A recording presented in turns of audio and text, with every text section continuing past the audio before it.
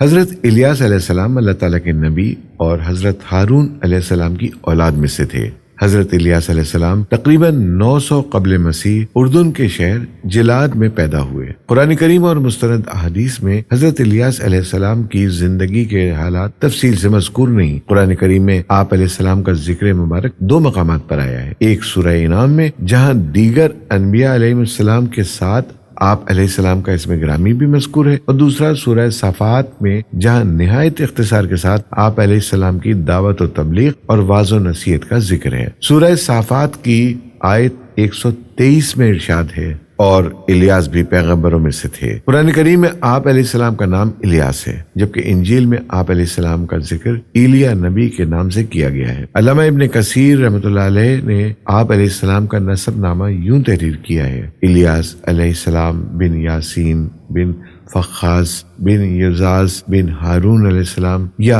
الیاس علیہ السلام بن العاز بن الیزاز بن ہارون علیہ السلام۔ قرآن و حدیث سے یہ بھی پتہ نہیں چلتا کہ حضرت الیاس علیہ السلام کب اور کہاں مبعوث ہوئے، لیکن تاریخی اور اسرائیلی روایات اس بات پر تقریباً متفق ہیں کہ آپ علیہ السلام حضرت حزقیل علیہ السلام کے بعد اور حضرت یسع علیہ السلام سے پہلے بنی اسرائیل کی طرف مبعوث ہوئے۔ یہ وہ زمانہ تھا جب بنی اسرائیل کی سلطنت 2 حصوں میں بٹ چکی تھی۔ ایک حصہ یہودا یا یہودیہ کہلاتا تھا، اس کا مرکز بیت المقدس تھا، اور دوسرا حصہ اسرائیل کہلاتا تھا، جس کا پایہ تخت سامرا موجودہ نابلس تھا۔ اس وقت اسرائیل میں جو بادشاہ حکمران تھا اس کا نام بائبل میں اخی اب اور عربی تواریخ و تفاسیر میں عجب یا اخب مذکور ہے۔ اس کی بیوی ایزبل بعال نامی بت کی پرستار تھی، اور اس نے بعال کے نام پر ایک بڑی قربان گاہ تعمیر کر کے بنی اسرائیل کو بت پرستی پر لگا دیا تھا۔ حضرت الیاس علیہ السلام کو اللہ تعالیٰ کی طرف سے حکم ہوا کہ وہ اس خطے میں جا کر توحید کی تعلیم دے اور اسرائیلیوں کو بت پرستی سے روکیں۔ مورخین اور مفسرین اس بات پر متفق ہیں کہ حضرت الیاس علیہ السلام کو ملک شام کے یہودیوں اور اسرائیلیوں کو توحید کی دعوت دینے کے لیے بھیجا گیا، تاکہ وہ کفر و شرک اور بت پرستی میں غرق قوم کو راہ راست پر لائے جا سکے، اور یہ لوگ ایک اللہ اور اس کے رسول پر ایمان لے آئے۔ دیوتا بعال بت یہودیوں اور اسرائیلیوں کا سب سے بڑا اور مشہور دیوتا تھا۔ کہا جاتا ہے کہ وہ بت سونے کا تھا، اس کا قد 20 گز تھا، 4 منہ تھے، اور 400 افراد اس کی خدمت پر معمور تھے۔ یمن اور شام کے عوام کا پسندیدہ دیوتا یہی تھا، جس کی سینکڑوں سالوں سے پوجا کی جا رہی تھی۔ روایت میں ہے کہ بعال کے پجاری حضرت یوشع علیہ السلام بن نون کے زمانے میں بھی تھے، اور آپ علیہ السلام نے شام کی فتح کے دوران ان سے جنگ کی تھی۔ سال کے مخصوص مہینوں میں اس دیوتا کے گرد میلے لگتے، منتیں مانی جاتی، سونے چاندی کے نذرانے چڑھائے جاتے، طرح طرح کی خوشبوؤں کی دھونی دی جاتی، اس کی قربان گاہ میں جانوروں کو قربان کیا جاتا، اور خاص خاص موقعوں پر انسانوں کی بھیڑ بھی چڑھائی جاتی تھی۔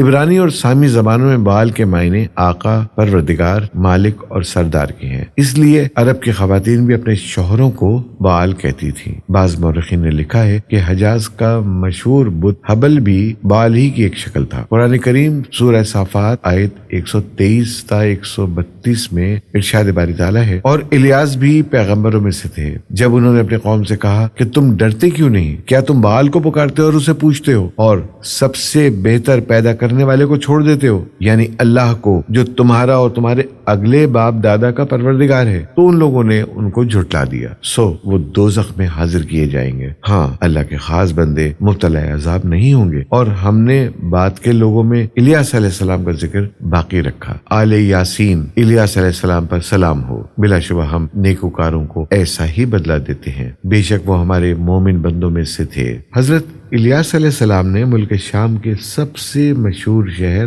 بالبیک کو رشد و ہدایت کا مرکز بنایا۔ اس کی بڑی وجہ یہ تھی کہ بال دیوتا کا بت اسی شہر میں تھا، اور یہ بت پرستی، ستارہ پرستی اور کفر و شرک کا سب سے بڑا اور قدیم مرکز تھا۔ اس کا نام بالبیک بھی اسی بت بال کے نام سے منسوب تھا۔ چنانچہ حضرت الیاس علیہ السلام نے اس کفرستان سے واعظ و نصیحت کا آغاز کیا۔ آج بالبیک لبنان کا قدیم ترین شہر ہے۔ اس کے کھنڈرات آج بھی اس کی عظمت اور شان و شوکت کے مظہر ہیں۔ سطح سمندر سے 1150 میٹر بلند یہ شہر ملکہ بلقیس کو بطور حق مہر دیا گیا تھا، اور یہاں قصر سلیمان مسلمان بھی تھا۔ یونانیوں نے اسے شہر آفتاب یا مدینہ الشمس کا نام دیا ہے، نیز رومی عہد میں اس شہر کی بڑی اہمیت تھی۔ رومی حکمراں اگسٹس نے اسے اپنی نوآبادی بنا لیا تھا۔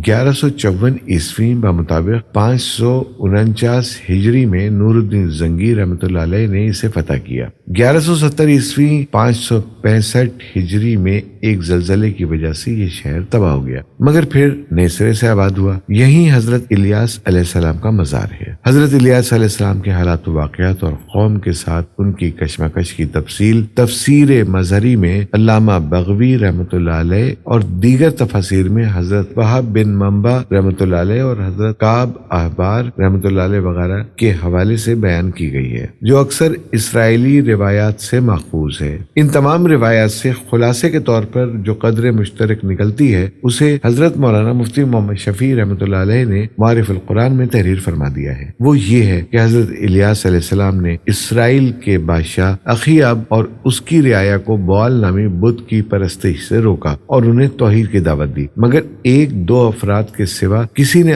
آپ علیہ السلام کی بات نہیں مانی، بلکہ آپ علیہ السلام کو طرح طرح سے پریشان کرنے لگے، یہاں تک کہ اخیاب اور اس کی بیوی ایزابل نے آپ علیہ السلام کو شہید کرنے کے بھی منصوبے بنائے، جس پر آپ علیہ السلام نے ایک دور افتادہ غار میں پناہ لی اور عرصہ دراز تک وہیں مقیم رہے۔ بعد ازاں آپ علیہ السلام نے دعا فرمائی کہ اسرائیل کے لوگ قحط سالی کا شکار ہو جائے، تاکہ اس قحط کو دور کرنے کے لیے آپ علیہ السلام ان کو معجزات دکھائے تو شاید وہ ایمان لے آئے۔ چنانچہ انہیں شدید قحط میں مبتلا کر دیا گیا۔ اس کے بعد حضرت الیاس علیہ السلام اللہ تعالیٰ کے حکم سے اخیاب سے ملے اور اس سے کہا کہ یہ عذاب اللہ تعالیٰ کی نافرمانی کی وجہ سے ہے اور تم اب بھی باز آ جاؤ تو یہ عذاب دور ہو سکتا ہے۔ میری سچائی کے امتحان کا بھی یہ بہترین موقع ہے۔ تم کہتے ہو کہ اسرائیل میں تمہارے معبود بال کے 450 نبی ہیں، تم ایک دن ان سب کو میرے سامنے جمع کر لو، وہ بال کے نام پر قربانی پیش کریں اور میں اللہ کے نام پر قربانی پیش کروں گا۔ جس کی قربانی کو آسمانی آگ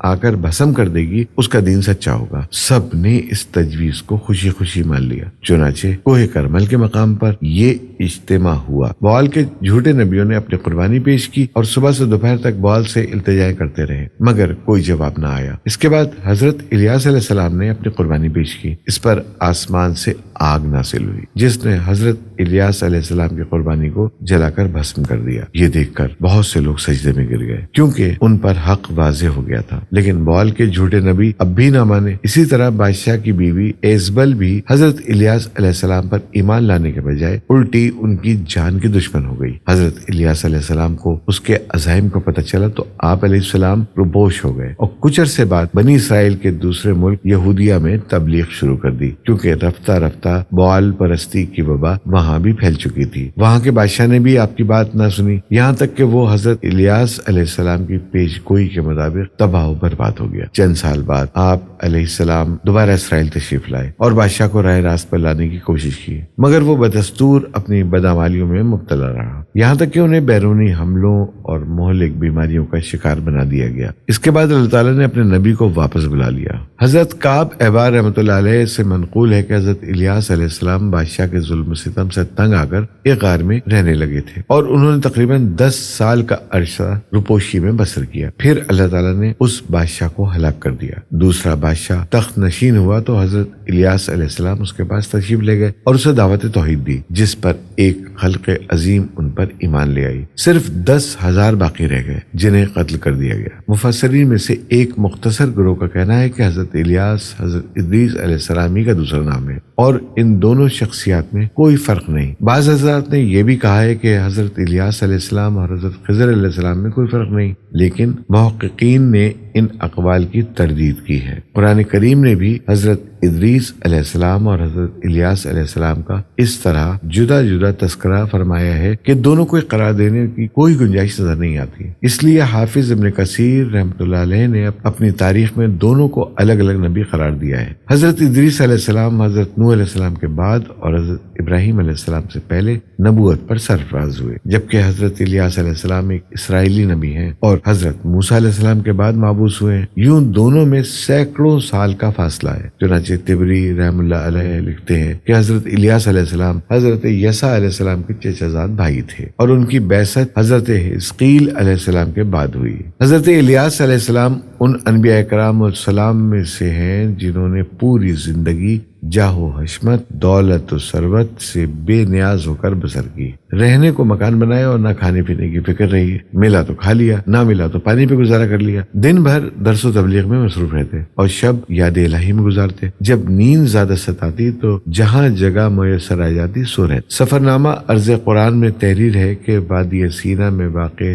جبل طور پر حضرت الیاس علیہ السلام زندہ ہیں یا وفات پا چکے ہیں۔ جبل طور پر مقام الیاس وہ جگہ ہے جہاں حضرت الیاس علیہ السلام سامرا سے بھاگ کر رپوش ہوئے تھے۔ حضرت الیاس علیہ السلام زندہ ہیں یا وفات پا چکے ہیں، مورخین و مفسرین کے درمیان یہ مسئلہ بھی زیر بحث ہے۔ تفسیر مظہری میں علامہ بغوی رحمۃ اللہ علیہ کے حوالے سے جو طویل روایت بیان کی گئی ہے اس میں یہ بھی مذکور ہے کہ حضرت الیاس علیہ السلام کو ایک آتشی گھوڑے پر سوار کر کے آسمان کی طرف اٹھا لیا گیا تھا اور وہ حضرت عیسیٰ علیہ السلام کی طرح زندہ ہیں۔ علامہ سیوطی رحمۃ اللہ علیہ نے بھی ابن عساکر رحمۃ اللہ علیہ اور حاکم رحمۃ اللہ علیہ وغیرہ کے حوالے سے کئی ایسی روایات نقل کی ہیں جن سے معلوم ہوتا ہے کہ وہ زندہ ہیں۔ کعب احبار رحمۃ اللہ علیہ سے منقول ہے کہ 4 انبیاء علیہم السلام اب تک زندہ ہیں، 2 زمین پر حضرت خضر علیہ السلام اور حضرت الیاس علیہ السلام، اور 2 آسمان پر حضرت عیسیٰ علیہ السلام اور حضرت ادریس علیہ السلام۔ یہاں تک کہ بعض افراد نے یہ بھی کہا ہے کہ حضرت خضر علیہ السلام